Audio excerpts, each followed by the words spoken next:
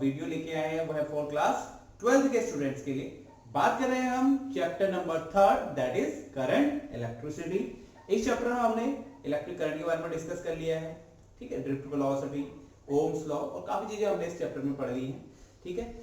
और क्या क्या हमने इस चैप्टर में पढ़ लिया उसकी वीडियो मेरे चैनल में आप देख सकते हैं और उनका आप यूज कर सकते हैं। तो आज जो हमारा लेक्चर है वो है लेक्चर नंबर 3.7 और आज का जो हमारा लेक्चर रहने वाला है वो क्या रहेगा, the topic of the lecture is combination of resistor and cell.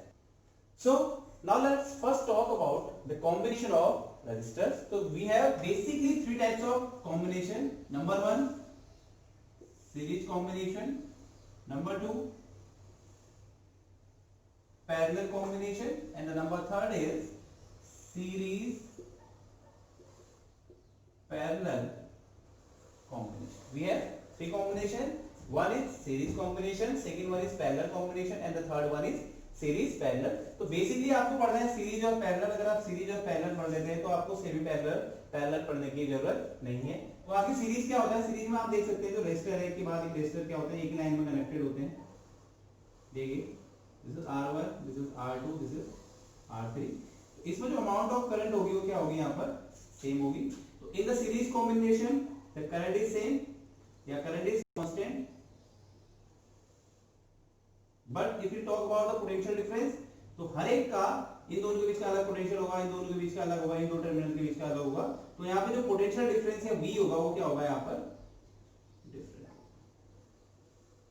ठीक है, किसमें सीरीज कॉम्बिनेशन में। Now we talk about parallel combination में। तो पैरेलल कॉम्बिनेशन में क्या होता है, कुछ ऐसा होगा आपके पास, कुछ कॉम्बिनेशन ऐसा होगा, ठीक है। अगर यहाँ पे अगर आपकी आई करंट जा रही है तो आप देख सकते हैं कि जो करंट होगी वो क्या होगी, डिस्ट्रीब्यूट हो जाएगी। तो ये हो जाएगा I1, ये हो जाएगा I2 और ये हो जाएगा I3। तो अगर मैं बात करूं उसके बेसिक कॉन्सेप्ट की, तो बेसिक कॉन्सेप्ट क्या है कि पैरेलल कॉम्बिनेशन में जो करंट होगा वो हमेशा क्या होगा, डिफरेंट होगा हर एक सर्किट में या हर एक कॉम्बिनेशन में अलग अलग जा रहा है different. But if you talk about potential difference क्या होगा, सेम होगा, या हम कह सकते हैं क्या होगा, कांस्टेंट होगा। अगर ये दोनों आपको आ जाते हैं तो जनरली सीरीज पैरेलल आप ऐसे ही आप निकाल सकते हैं। इसमें क्या होगा, कोई चीज सीरीज में लगी हुई, सपोज ये सीरीज में लगी है R1, फिर इसके साथ जो R2 है और R3 किसमें लगा है, पैरेलल में लगा है, तो इसको हम बोलेंगे सीरीज पैरेलल कॉम्बिनेशन। तो जनरली आज हम डिस्कस करेंगे सीरीज कॉम्बिनेशन की और पैरेलल कॉम्बिनेशन। तो now let's first talk about the series combination. तो हम एक कंसीडर कर लेते हैं एक सर्किट इसमें मैं मान रहा हूं 3 रेजिस्टेंस क्या लगे हुए हैं आपके, this is R1, R2 and R3 इसमें लगे हुए हैं, सीरीज में लगे हुए हैं। और इस पूरे सर्किट का जो पोटेंशियल डिफरेंस है वो क्या है, V है, ठीक है। और इसमें क्या हो रही है, I करंट क्या हो रही है, फ्लो हो रही है। तो मैंने आपको बताया कि जो ए टर्मिनल होंगे हर एक टर्मिनल का यहाँ पे पोटेंशियल, यहाँ पे क्या होता है सीरीज कॉम्बिनेशन, जैसे मैं आपको बोला I क्या होती है, कांस्टेंट होती है और V क्या करता है, वेरी करता है, ठीक है। तो इन सपोज इन दोनों R1 के लिए जो पोटेंशियल डिफरेंस था वो V1 था और R2 के लिए जो पोटेंशियल डिफरेंस था वो क्या था, V2 था और R3 के लिए जो पोटेंशियल डिफरेंस था क्या था, वो V3 और टोटल पोटेंशियल है V। और इस पूरे सर्किट में क्या कितनी करंट फ्लो हो रही है, I करंट फ्लो हो रही है। तो अगर मैं यहां पे क्या करूं, ओम्स लॉ लगाऊं, by Ohm's law. Ohm's law क्या कहता है, V IR, this is Ohm's law. तो अगर यहां पे मैं V1 V2 V3 तीनों की अगर वैल्यू निकाल तो क्या आ जाएगा, V1 I R1, क्योंकि I क्या है यहाँ पर कांस्टेंट है, ठीक है। V2 क्या हो जाएगा, I R2 और V3 क्या हो जाएगा, I R3। अगर नेट पोटेंशियल डिफरेंस की बात करूं या नेट वोल्टेज की बात करूं तो क्या हो जाएगा, नेट जो V होगा वो क्या होगा, देखो V है तीन चीजों में डिस्ट्रीब्यूट हो गया, V1 V2 V3, तो जो टोटल होगा वो क्या होगा, V V1 plus V2 plus V, ठीक है। अगर मैं यहाँ पे वैल्यू रख लूं V1 V2 और V3 की, तो V आ जाएगा, वो क्या आ जाएगा मेरे पास, I R1 plus I R2 plus I R3, या अगर I सब में कॉमन है तो क्या होगा, I R1 plus R2 plus R3, okay. तो ये तो बात होगी इसकी। अब अगर मैं मानूं if RS is the equivalent equivalent भी कहते हैं इसको, रिजल्टेंट भी कहते हैं इसको, टोटल भी कहते हैं। तो if RS is the equivalent resistance of this series combination,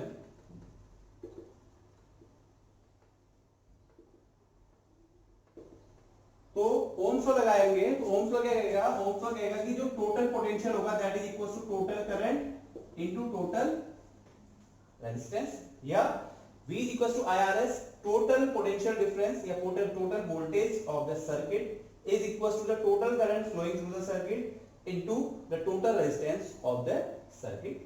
तो ये वैल्यू अगर मैं यहाँ पे पुट कर दूं, ये वैल्यू यहाँ पे पुट कर दूं, क्या हो जाएगा, IRS is equals to I R1 plus R2 plus R3। I से अगर I कैंसिल हो जाएगा तो RS क्या हो जाएगा यहाँ पर, R1 plus R2 plus R3। So this is the equivalent resistance for the series combination। ये क्या होंगे इसमें R1 R2 क्या होंगे, अलजेब्रिकली क्या हो जाएंगे, ऐड हो जाएंगे। ये तो मैंने 3 रेजिस्टर के लिए किया, अगर आप n नंबर ऑफ रेजिस्टर के लिए करेंगे जो इक्विवेलेंट रेजिस्टेंस हो जाएगा वो क्या हो जाएगा, R1 plus R2 plus up to so on R।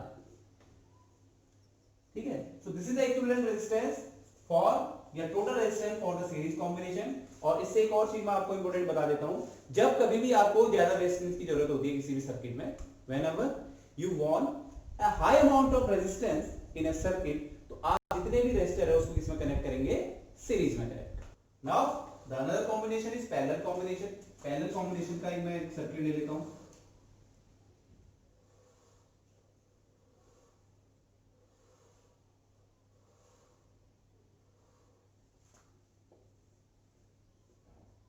ठीक है, ये मेरे पास क्या है,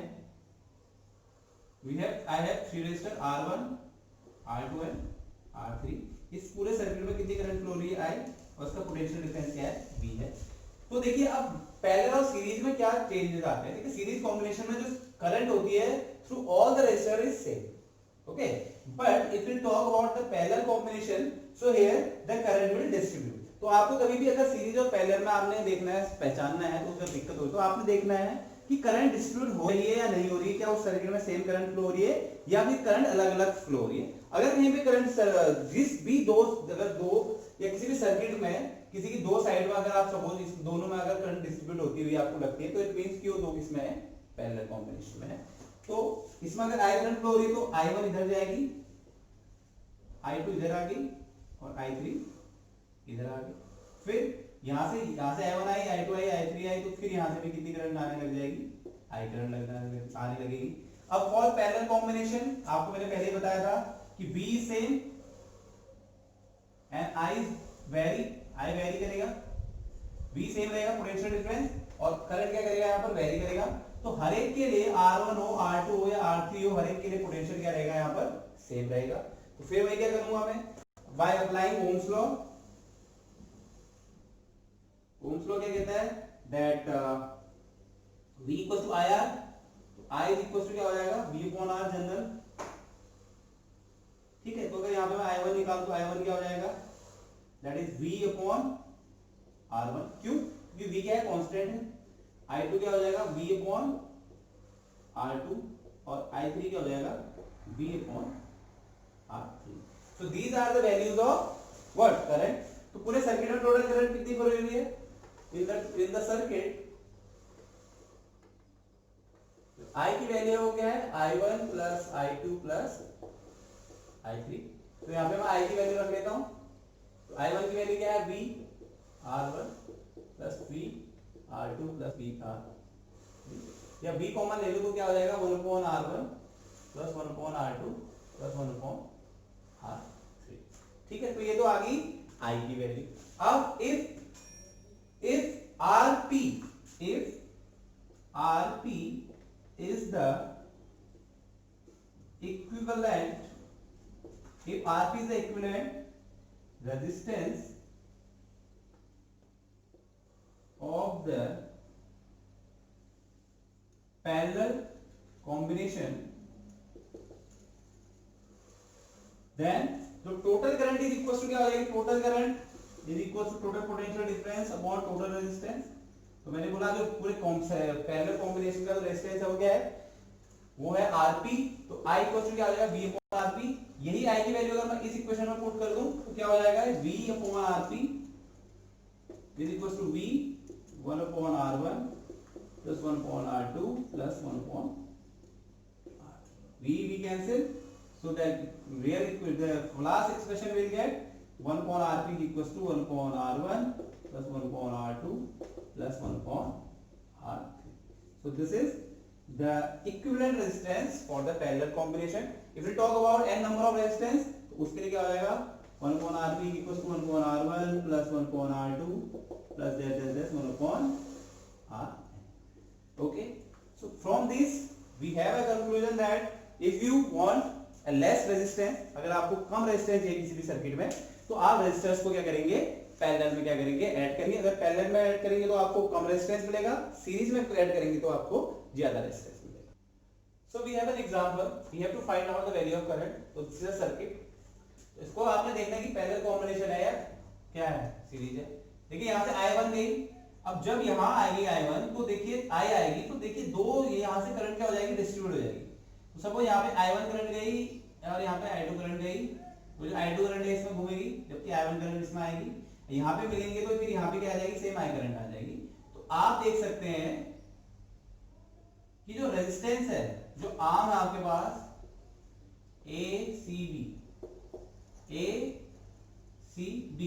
वो किसमें है, सीरीज में। उसमें जो रेजिस्टेंस लगे हैं सीरीज में, इनका जो कॉम्बिनेशन है मैंने बोल दिया वो क्या है, R इज इक्वल टू क्या हो जाएगा, 30 प्लस 30 दैट इज 60। ठीक हो गया। अब 60 ओम हो गया, तो इसका मतलब यहाँ पे सिर्फ एक रेजिस्टेंस लगा, चलो मैंने इसको हटा दिया और मैंने बोला कि यहाँ पर अब क्या है, अब ये क्या हो गया, 60 ओम हो गया। अब 30 ओम एंड 60 ओम किसमें है, पैरेलल में है।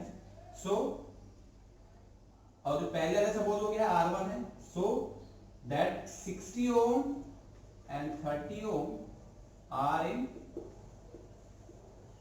parallel.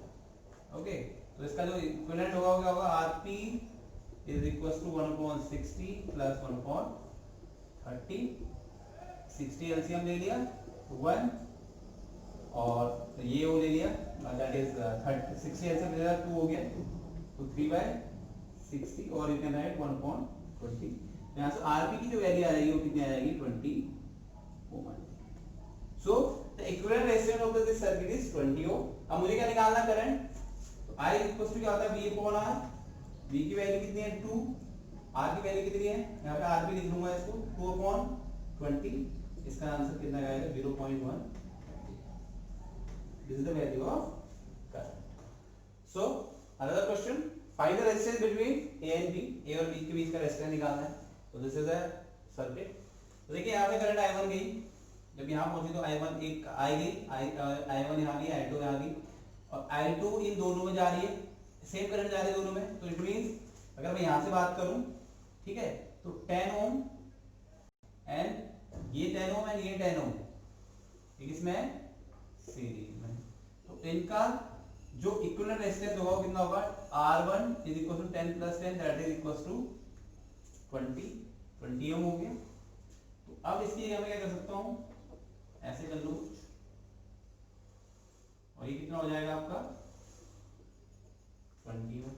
अब देखिए 20 और 10, 20 और ये 10, ये किसमें है, आप देख सकते हैं इजीली, ये किसमें है, पैरेलल में। ठीक है, so another that 20 ohm and 10 ohm are in parallel. ठीक है, तो इन दोनों को सॉल्व किया तो इनका आ गया R2, 1 upon R2 is equals to 1 upon 20 plus 1 upon 10। 20 LCM ले लिया तो 1 जे 1 जे 2 जे 2 जे, तो ये आ गया 3 upon 20।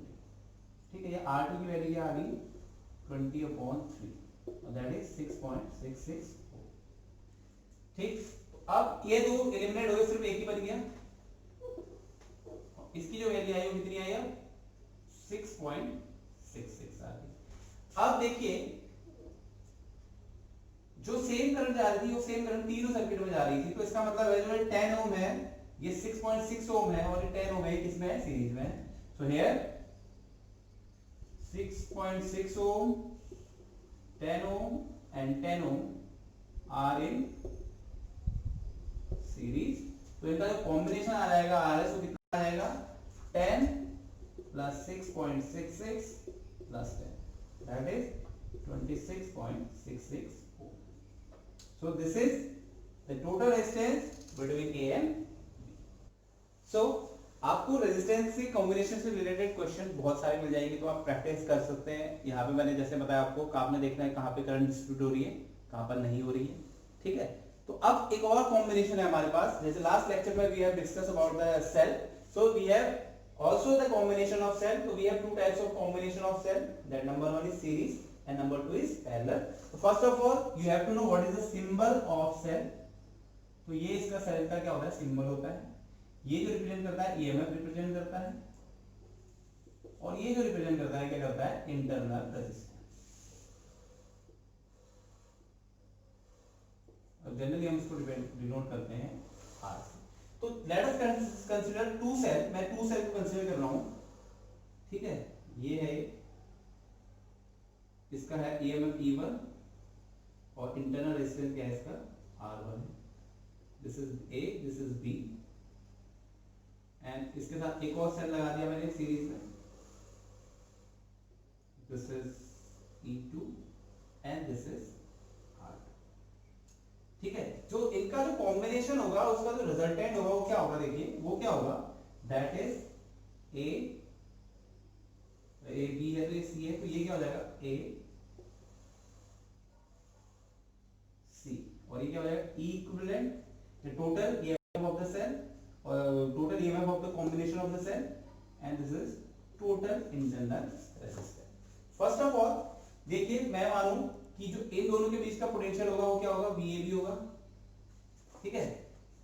इन दोनों के बीच का जो पोटेंशियल होगा वो क्या होगा, VBC होगा, और इन दोनों के बीच का जो पोटेंशियल होगा वो क्या होगा, VAC। तो हमें क्या करना पड़ेगा, we will find out the value of VAB, the value of VBC and the value of VAC. So when in the previous lecture we have discussed the relation between terminal potential difference EMF and the internal resistance of the cell, that is V is equals to E minus IR। जिसने अभी तक video नहीं देखी, description में अभी मैं video का link share कर दूंगा, तो वो internal resistance and EMF of cell वाली वीडियो देख लें, वहां से आपको क्लियर हो जाएगा।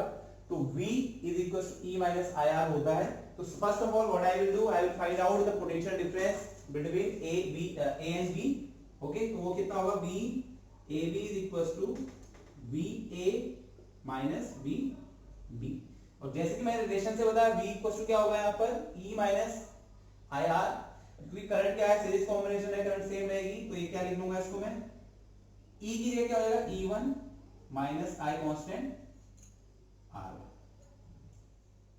ऐसे ही VBC, तो VBC क्या हो जाएगा, VB minus VC, and that is equals to E2 minus IR। Okay, now next step में what I will do, I will find out the potential difference between the point terminal A and C. So what is that? अगर इसको मैं लिख दूं VAC, VAC का general meaning क्या है, VA minus VC। और अगर इसको मैं इस दोनों की फॉर्म में लिखूं, इसको मैं अगर इन दोनों की फॉर्म में लिखूं तो जनरली क्या लिख सकता हूं, VA minus VB plus VB minus VC। अगर इसको ओपन कर दूंगा, VB से VB कैंसिल हो जाएगा, तो मुझे क्या मिलेगा, VA माइनस VC ही मिलेगा। तो अब VA माइनस VB की वैल्यू क्या है, ये है E1 माइनस IR1। ऐसे ही इसकी वैल्यू क्या है, E2 माइनस IR2। सेम चीज को मैंने एक साथ ले लिया, E1 और E2 को एक साथ ले लिया, तो क्या हो जाएगा, E1 plus E2 minus I को बाहर ले लिया कॉमन, अंदर क्या बच जाएगा, R1 प्लस R। ये किसकी वैल्यू है, ये वैल्यू है VAC। नाउ दिस इज, इसको मैंने बोल दिया इक्वेशन 1। अब सपोज मैंने क्या किया, जो ये कॉम्बिनेशन था, मैंने इसको एक कॉम्बिनेशन को मैंने क्या मान लिया, एक सिंगल सेल मान लिया, एक सिंगल सेल मान लिया, और सिंगल सेल जो माना वो क्या था VAC, तो इसके लिए जो पोटेंशियल होगा वो कितना हो जाएगा, वो कितना हो जाएगा E equivalent minus R equivalent. This is equation 2। अगर मैं कॉम्बिनेशन को क्या मान रहा हूँ, कंप्लीट सेल मान रहा हूँ, तो उसके लिए जो VAC the potential difference between main C होगा वो क्या होगा, E equivalent minus I R equivalent. अगर मैं दोनों इक्वेशन को कंपेयर कर दूं, तो अगर इसको इस टाइप से लिख दूं, E equivalent minus I R equivalent is equal to E1 plus E2 minus I R1 plus R2। तो यहां से मैं देखूंगा कि जो टोटल ईएमएफ है पूरे सर्किट का वो क्या आ जाएगा, E इक्विवेलेंट इक्वल टू क्या आ जाएगा, E1 प्लस E2 आ जाएगा, और R इक्विवेलेंट इक्वल टू क्या आ जाएगा, R1 प्लस R2 आ जाएगा। ठीक है। अगर यहाँ पे suppose n number of cell लगे हुए हैं, n नंबर ऑफ सेल के लिए क्या होगा, n नंबर ऑफ सेल के लिए क्या होगा, जो ईएमएफ होगा वो क्या हो जाएगा, E1 plus E2 plus that is up to En, या R इक्विवेलेंट क्या हो जाएगा, R1 plus R2 plus up to Rn। So this is the total EMF और इक्विवेलेंट ईएमएफ और equivalent internal resistance of a cell when the cells are connected in series।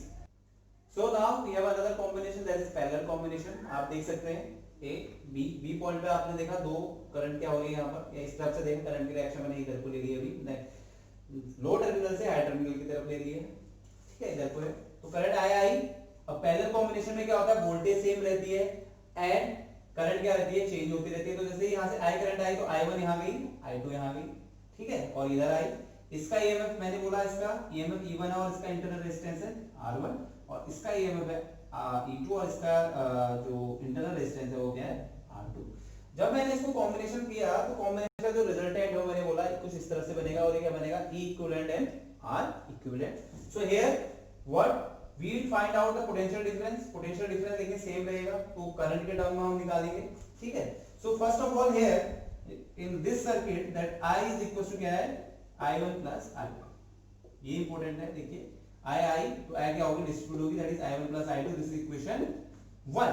Then what we will do, we'll find out the potential, that potential is equals to V, the potential is equals to V1 minus V2।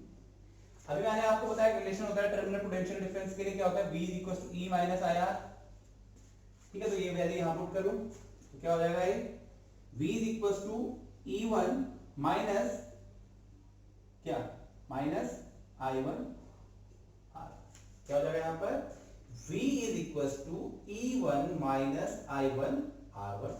अगर यहां से मैं I1, क्योंकि मुझे किसकी जरूरत है, I1 की जरूरत है, I2 की जरूरत है, तो अगर यहां से मैं I1 निकालना चाहूं तो I1 इक्वल्स टू क्या हो जाएगा, यहाँ पर I1 R1 को मैंने इधर भेज दिया और V को इधर ले आया, तो I1 R1 is equals to क्या हो जाएगा, E1 माइनस V, और सेम I1 की जो वैल्यू होगी वो क्या हो जाएगी यहाँ पर, E1 minus V upon R। Same, क्योंकि पोटेंशियल सेम है, तो अब दूसरे वाले के लिए निकालो तो V इज इक्वल्स टू वो भी क्या आएगा, V1 माइनस V2, लेकिन वहां पे क्या आ जाएगा, E2 माइनस I2 R2, और ये अगर यहां से I2 की वैल्यू निकालूं तो I2 R2 is equal to क्या हो जाएगा, E2 minus V upon sorry E2 minus V आएगा, और अगर यहां से I2 की जो वैल्यू निकालूंगा, I2 की जो वैल्यू होगी वो क्या हो जाएगी यहाँ पर, E2V अपॉन R2। तो these are the values of potential difference, अगर मैं इसके लिए बोलूं या इसके लिए बोलूं। Now we have the value, both the values of I1 and I2। तो I की वैल्यू क्या थी, I equals to I1 plus I2 था। I1 की वैल्यू क्या थी, E1 minus V upon R1, and that is plus E2 minus V upon R2। Distribute कर देता हूं, E1 R1, यहां से भी E2 अपॉन R2 आ जाएगा, तो प्लस E2 अपॉन R2 एक साथ ले लिया मैंने, माइनस V, क्योंकि V दोनों में माइनस V कॉमन ले लिया तो अंदर क्या बच जाएगा, 1 upon R1 plus 1 upon R2। तो ये किसकी वैल्यू आ गई यहाँ पर, I की, तो I की जनरली वैल्यू ये आ गई, ठीक है। और हम क्या कर सकते हैं यहाँ पर, एक काम करता हूँ, जो इक्वेशन होती है वो किस टाइप की होती है, that is V is equals to E minus IR के फॉर्म की होती है। तो मैं कोशिश करूंगा कि इस इक्वेशन को मैं इस टर्म इस तरीके से ले आऊं। तो फर्स्ट ऑफ ऑल मैं क्रॉस मल्टीप्लाई कर देता हूं, चलिए I इज इक्वल टू क्या हो जाएगा, E1 R2 E1 R2 plus E2 R1 upon R1 into R2, same minus b common, तो क्या आ जाएगा R1 plus R2 upon R1 that is equal to R। एक काम कर रहा हूं, अब मुझे क्योंकि equation v equal to e minus I R के फॉर्म में लानी है, तो मैं क्या करता हूं, इसको इधर भेज देता हूं, इसको इधर ले आता हूं, तो इक्वेशन कुछ कैसे बन जाएगी, v R1 plus R2 upon R1 R2 is equal to E1 R2 plus E2 R1 upon R1 R2 minus. अब क्योंकि मुझे यहाँ पे v की वैल्यू चाहिए, तो मैं क्या करता हूँ, दोनों साइड्स को R1 plus R2 upon R1 into R2 से क्या कर देता हूँ, डिवाइड कर देता हूँ। तो अगर मैं दोनों पर डिवाइड करूं तो कुछ इस तरह से इक्वेशन बन जाएगी, डिवाइड हो जाएगा तो पूरा कैंसिल हो जाएगा, तो ये बन गया v। ठीक है, ये सेम रहा E1 R2 plus E2 R1 upon R1 R2। जैसे मैंने इससे इसको डिवाइड किया तो रेसिप्रोकल बन जाएगा, उल्टा बन जाएगा, तो ये क्या हो जाएगा, into R1 R2 upon R1 plus R2 minus I को मैंने आई रहने दिया, और आई के साथ भी क्या हो गया, रेसिप्रोकल बन के आएगा, तो क्या हो जाएगा R1 R2 upon R1 plus R2। तो आप देख सकते हैं दोनों जगह से ये चीज क्या हो जाएगी, टर्म क्या हो जाएगा, कैंसिल हो जाएगा। तो जो v की वैल्यू आएगी वो क्या आएगी, कुछ तरह से आएगी E1 R2 plus E2 R1 upon R1 plus R2, ठीक है, माइनस आई R1 R2 upon R1 plus R2, ये मेरे पास कुछ वैल्यू है। सो इफ अगर मैं कंसीडर करूं कि जो सेल था उसका एक पूरे कॉम्बिनेशन को एक सेल की तरह काम करूं, तो वहां पे जो पोटेंशियल की वैल्यू आएगी वो क्या आ जाएगी, V equals to E equivalent minus I R equivalent, this is equation 2, और इसको बोल दिया था मैंने equation, sorry this is equation 2 and this is equation 3। अब ये क्या है, ये इक्वेशन जब मैंने पूरे कॉम्बिनेशन को एक वन कंप्लीट सेल मान लिया, तो इसके लिए जो इक्वेशन आई V equals to E equivalent minus I R equivalent आई। अगर मैं इन दोनों इक्वेशन को कंपेयर करूं तो यहां से जो E इक्विवेलेंट की वैल्यू होगी वो क्या हो जाएगी, that is E1 R2 plus E2 R1 upon R1 plus R2, एक इसकी वैल्यू होगी, E इक्विवेलेंट की वैल्यू होगी। सेम अगर R इक्विवेलेंट की वैल्यू की बात करूं तो R इक्विवेलेंट इक्वल्स टू क्या आ जाएगा यहां पर, R1 R2 upon R1 plus R2। कब, जब हमने ये दोनों को क्या कर दिया, आपस में इक्वेशन 3 और इक्वेशन 2 को कंपेयर किया, तो E इक्विवेलेंट की वैल्यू क्या आई, E1 R2 plus E2 R1 आई अपॉन R1 प्लस R2 आई, और R इक्विवेलेंट की वैल्यू क्या आ गई, R1 R2 upon R1 plus R2। So from this I can express this in easier way. अगर मैं इसको easy way में express करना चाहूं तो मैं क्या करूं, E इक्विवेलेंट को R इक्विवेलेंट से क्या कर दूं, डिवाइड, तो E1 R2 plus E2 R1 upon R1 plus R2 divide कर दिया R इक्विवेलेंट से, तो रेसिप्रोकल हो जाएगा, into R1 plus R2 upon what, R1 R2, ये दोनों कैंसिल, क्या बच गया, E1 R2 plus E2 R1 upon R1 R2, या अगर इसको जनरली लिखूं तो E equivalent upon R equivalent क्या करेंगे, अगर इसको मैं सिंपलेस्ट वे में लिख लूं तो क्या हो जाएगा, E1 upon R1 plus E2 upon R2, ठीक है। या जनरली R इक्विवेलेंट को अगर मैं लिखूं तो R इक्विवेलेंट वाला इक्वेशन आ जाएगा 1 upon R1 plus 1 upon R2, okay. So I want to tell you some important thing about this. देखिए कभी कभी क्या होता है कि तो आपको एक और इंपॉर्टेंट चीज बता दूं मैं, देखिए कभी कभी ईएमएफ के लिए जनरली मैं बात करूं, ठीक है, सपोज मेरे पास ये लगा है, देखिए दोनों डिफरेंस है दोनों में।